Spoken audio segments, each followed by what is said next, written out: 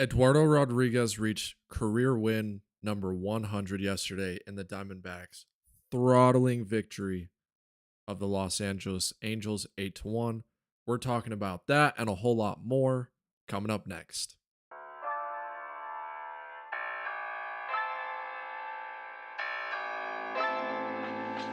On the spin, fires for the win! Got it! The 30, the 20. If he scores, it's over. It's insane. One of the greatest postseason performers ever. Here's Carroll. He's got it. And the Arizona Diamondbacks are headed to the World Series.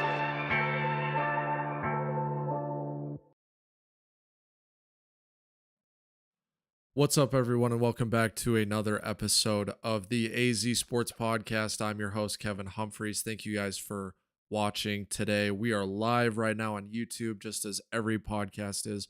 Right now, our schedule is Monday morning and Thursday mornings at some point. Hopefully, in the future, we can get things a little bit more dialed in as well. We're going to be going live on YouTube as often as my schedule permits it, so please, if you're listening to this recorded, follow us on YouTube and watch live next time and participate in the chat. I will always respond to chat comments 100% of the time. Now, let's get to it. Eduardo Rodriguez is the MVP of the Diamondbacks season. Why? Well, as good as Corbin Carroll has been, Eduardo Rodriguez has an 11-4 record in games that he starts. His record as to when he exits the games with a lead and the Diamondbacks hold on to that lead. He's 6-2 this season, but in 15 games that Eduardo Rodriguez has started this season, he's 11-4. He's been a machine for the Arizona Diamondbacks. He's been, dare I say, their best player. He has a 2.45 ERA after yesterday's win, and outside of giving up a solo shot in the very first at-bat of the game, he was spectacular yesterday. He is really, really good and has been good this season at when he does give up hits, immediately pitching to guys and getting them to ground out, oftentimes into double plays. We saw that multiple times yesterday. We've seen that multiple times this season. So not only was he awesome yesterday, but he earned his 100 career win. He's I believe, the 7th Venezuelan pitcher to ever reach 100 career wins. So an awesome milestone for him to reach. And he's not done as far as Venezuelan pitchers goes. If he can get 20 to 25 more career wins, he'll definitely be way up into the top 5. Number 1 has 169. That seems a little out of reach considering his age right now, but I do believe that if he can pitch like this or to a similar level the next couple years, Eduardo Rodriguez could be looked at as one of the greatest Venezuelan pitchers of all time. And this year, he should be an all-star. Now, he might not actually end up in the all-star game because there are guys named Shohei Ohtani, Christopher Sanchez, and Jacob Mizorowski who all pitch in the National League and are having even better seasons than Rodriguez. But that's not to take away what he has been doing this season. He's been incredible. Right-handed hitters only have a 716 OPS against him, and left-handed hitters, as you would expect, have around a 550 OPS. Rodriguez has picked up the slack this season. So we came into this season thinking, oh man, Ryan Nelson, Merrill Kelly, Corbin Burns, those are going to be the guys, once all healthy, those are going to be the big 3 in the rotation. Well, it turns out none of those guys have pitched particularly well or pitched at all this season. And Corbin Burns won't pitch until end of August or September. So we've needed Rodriguez to step up. This team wouldn't be close to the wild card spot right now. This team would be selling at the deadline already, if not for Eduardo Rodriguez and Michael Soroka. Probably the last 2 guys we expected to be the Diamondbacks' best pitchers. Obviously, we thought we knew what we could get from them, but man, they have been unbelievable this season. They're keeping the Diamondbacks afloat, who are right now, let's see.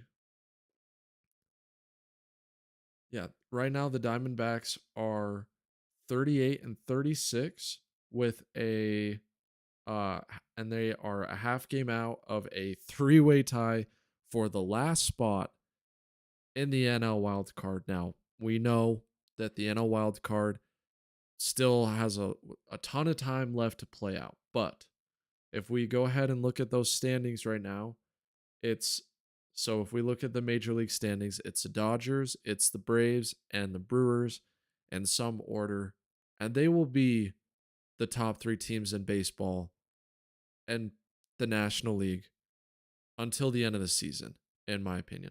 Maybe the maybe the Phillies continue to just play incredible baseball and they can catch the Braves. We'll see. Don't think that's going to happen, but they're the one team that has a chance to. Outside of that, it's the Cardinals at 40 and 32, the Philadelphia Phillies at 40 and 34, the San Diego Padres at 38 and 35, the Washington Nationals at 39 and 36, the Chicago Cubs at 39 and 36, and the Arizona Diamondbacks at 38 and 36, with the Pirates at 38 and 37, and the Miami Marlins at 37 and 38, right behind them. And if you want to go even further, the Reds are 35 and 38, and they're only 3 games back of the last wild card spot. So there are 9 teams right now vying for 3 spots. So it is an incredibly competitive race in the NL right now. And if it wasn't for Eduardo Rodriguez, we'd probably be, oh, let's look. We'd probably be behind the Marlins right now, maybe even behind the Reds, if not for Eduardo Rodriguez. And there would only be the Mets, the Giants, and the Rockies worse than us. And that would be really bad, especially for a team that, as Mike Hazen said on an interview with Wolf and Luke yesterday, although it was Kellen on the interview, he said at the very end he's planning on buying. Right now he is. We'll see what happens in a month because a month could change a lot of things, as we'll get to in a second. But let's not get there yet. Let's stay focused on Eduardo Rodriguez. He's just been consistent. He's been so consistent. And I believe I believe in a few of the losses that the Diamondbacks have with him as the pitcher.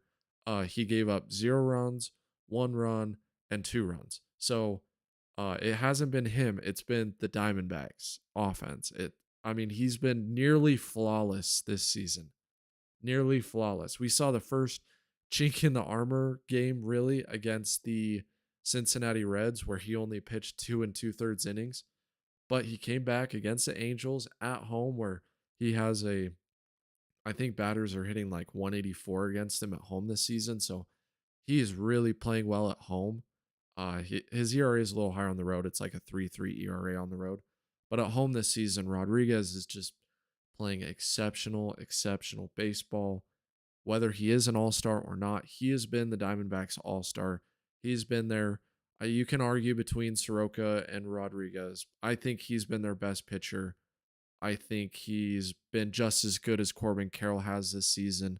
So we are seeing something truly unexpected as well, because no one had this on their bingo card for Eduardo Rodriguez this season. And it's a delight to watch him go out and pitch every 5th day. Now, if only Zach Gallen and Merrill Kelly and Ryan Nelson could pick up the slack, that would be great too. So that's Eduardo Rodriguez. Now, we do have to talk about Corbin Carroll, who hit another grand slam against the Angels yesterday. Corbin continues to be one of the best players in baseball. He's been struggling a little bit. His OPS has gone down from 950 and he's right around 900, although I'm sure that home run and grand slam helped boosted that. In this Angels series, we saw the Diamondbacks come up with a lot more clutch hits as well.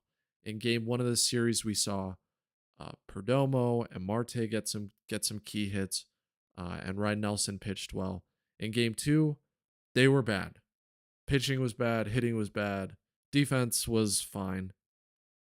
And in game 3, they came out, they put together an inning, and then Corbin Carroll came up to bat and knocked everyone home. So The last 3 games, the Diamondbacks have hit much better with runners in scoring position, which is to say that they're not hitting 0% with runners in scoring position, which is what it's felt like over the last 2-3 weeks since they stopped playing the Giants and Rockies. They just haven't been able to get consistent quality knocks, and they were able to do that in 2 games against the Angels, and Pavin Smith had a home run as well.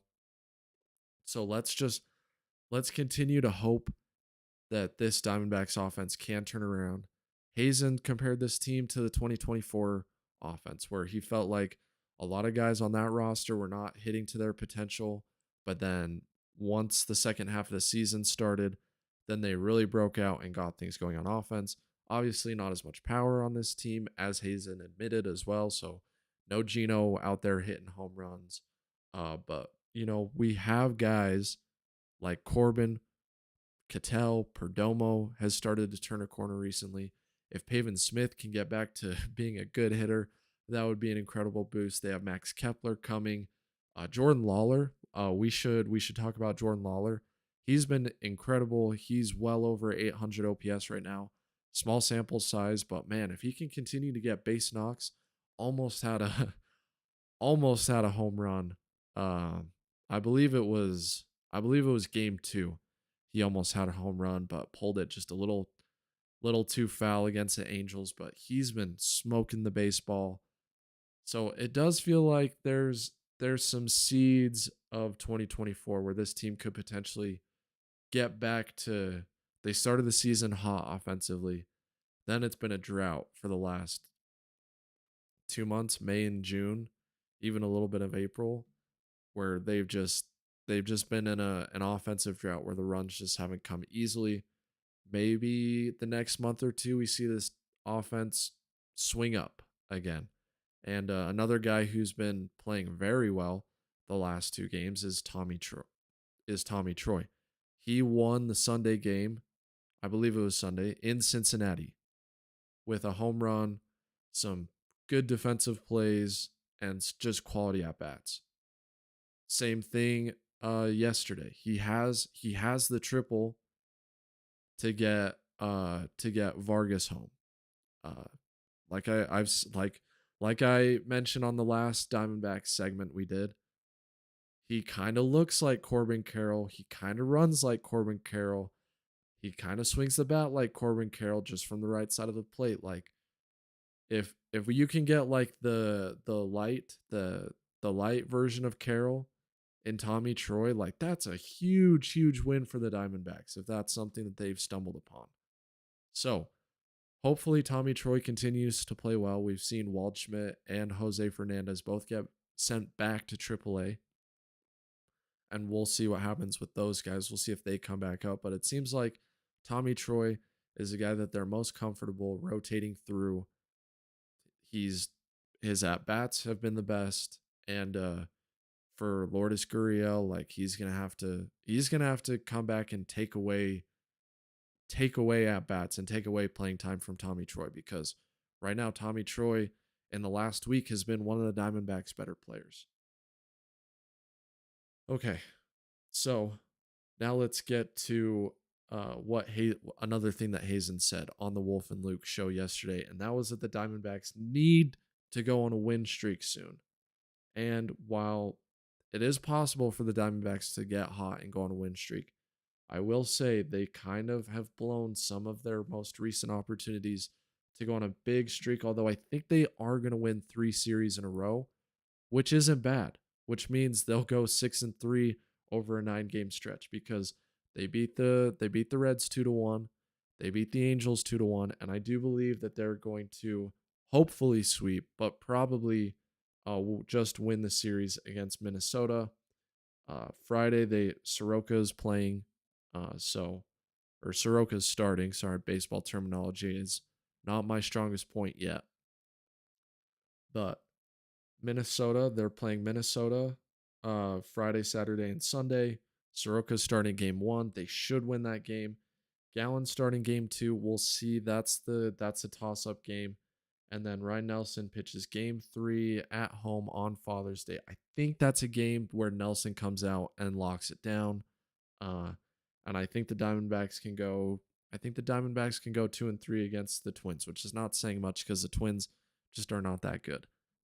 But after that, they play 4 games at St. Louis. And as we mentioned before, St. Louis is 40-32.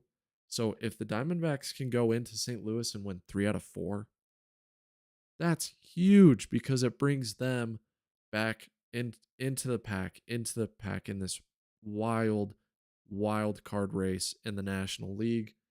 That would be awesome. And they're every single team in that wild card race is rooting for Arizona to go in and dominate in St. Louis. Uh, Merrill Kelly, Eduardo Rodriguez, Michael Soroka, and Zach Gallen will be pitching in that series. So if we can get either a gem from Gallen or a gem from Kelly, there's a chance that the Diamondbacks can go 3 out of 4 in St. Louis. But more than likely, I expect the Diamondbacks to win the games that Rodriguez and Soroka play in, and I expect them to lose the games that they don't. So I think they'll split there. Then they play at Tampa Bay, and Tampa Bay is awesome. Awesome. So if the Diamondbacks could somehow win that series, that would be incredible, but I bet that they only win one. Then they play at home versus the Giants. Feels like that's a game or that's a series that they have to sweep. They can't even afford to lose games. And honestly, I feel the same way about the Twins. Like, if you really want to go on a streak, you have to sweep the bad teams. Diamondbacks missed it against the Angels. They probably should have, could have, would have swept the Reds, but didn't. They have to sweep the Giants. And then they get Milwaukee at home. Friday, July 3rd, Saturday, July 4th, and Sunday, July 5th. So the 4th of July weekend series at home against one of the best teams in baseball. Chase Field could be rocking. But again, it's the Brewers. It depends. Like, if the Diamondbacks get lucky and they can avoid Jacob Mizorowski, that would be awesome because that gives them an even better chance at winning that series. But by no means do I expect them to win that series. And then lastly, before the All-Star break, they have 4 games at San Diego and then 3 games at Los Angeles. So it's a brutal stretch. You go St. Louis, Tampa Bay, Milwaukee, San Diego, Los Angeles. And then you just have 2 series against the Giants and the Twins. So the Diamondbacks haven't played well against teams over 500 this season.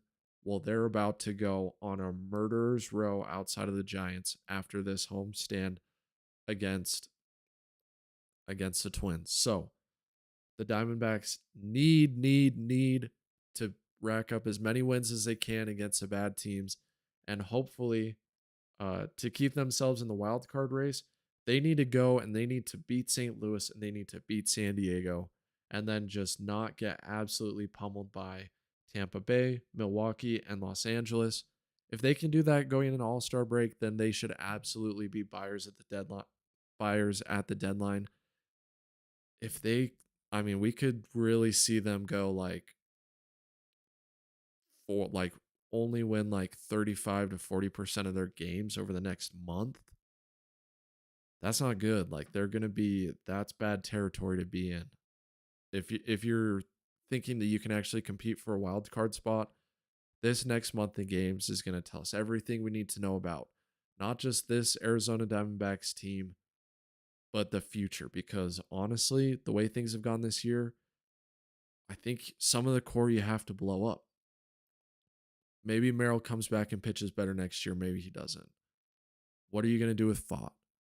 Gallen's probably gone unless he can turn it around, or the Diamondbacks can re-sign him for even cheaper than what he was at last year. And then you have guys like Ketel Marte, who now has a no trade clause, but do you look at trading him? What do you do with all this roster turnover? With, you have a lot of veterans like Arenado, but you also have young players who have flashed, like Tommy Troy, Jose Fernandez, Ryan Waldschmidt. All those guys have flashed. What do you do with Lourdes Gurriel? He's probably not coming back next season. So are you selling at the deadline, and are you getting back even more? I mean, they also have some pitchers in AAA like Mitch Bratt, and they have some relievers. Justin Martinez is coming back. AJ Puck, what are they going to re-sign him? He's just been injured for most of his Diamondbacks tenure.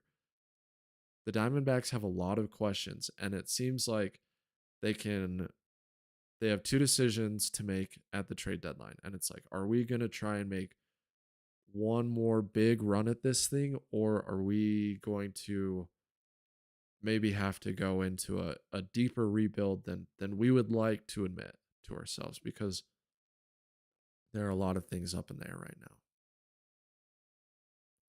All right. Next up is the Phoenix Suns. A little lighter Phoenix Suns topic today. And it's about change. Sometimes in life we need change. And Devin Booker changed his number from 1 to 15, reported by Shams Charania. And ultimately, it doesn't matter what Devin Booker's number is next season, because it likely won't change a thing.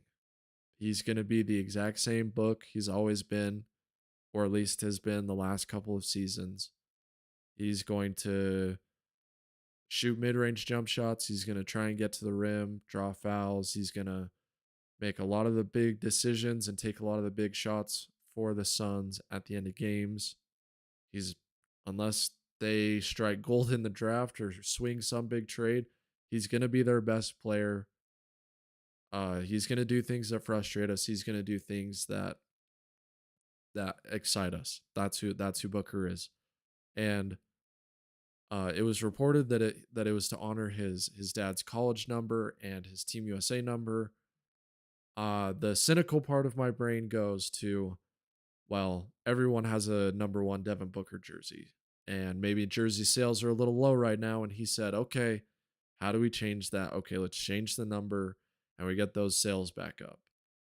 So that's a cynical part of my brain, but I'm not going to go there. I'm going to choose to believe, and I'm going to choose to believe all the dumb things we do in sports. Oh, well, he changed his jersey number, so maybe that means he's going to be 15 percentage points better from 3 next season. Well, that would be incredible, because then he'd be a 48% shooter from 3. Maybe he becomes a more athletic version of himself.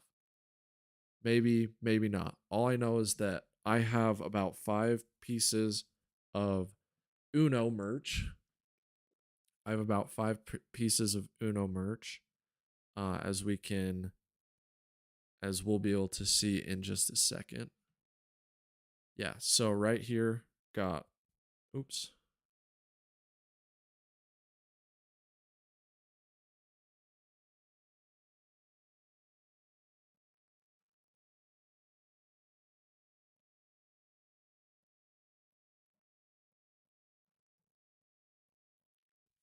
So as you can see right here, number 1 Uno merch.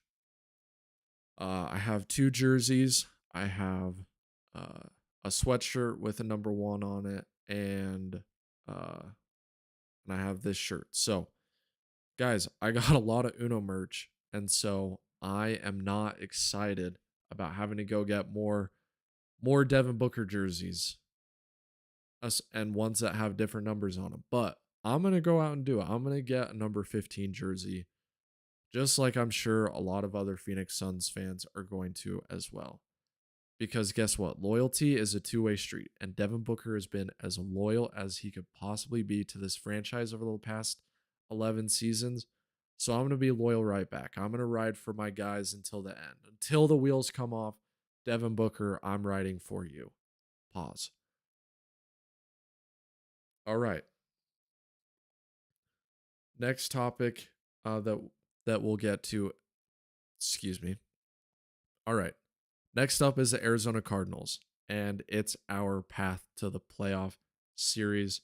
And in this series, I will be going to take an optimistic viewpoint of how the Arizona Cardinals can make the playoffs this season. And I'll say the same thing probably every single time. They have the lowest Super Bowl odds in the NFL going into next season. They're much more likely to pick number 1 than they are to make the playoffs. They are in the hardest division in football with the Seahawks, Rams, and 49ers.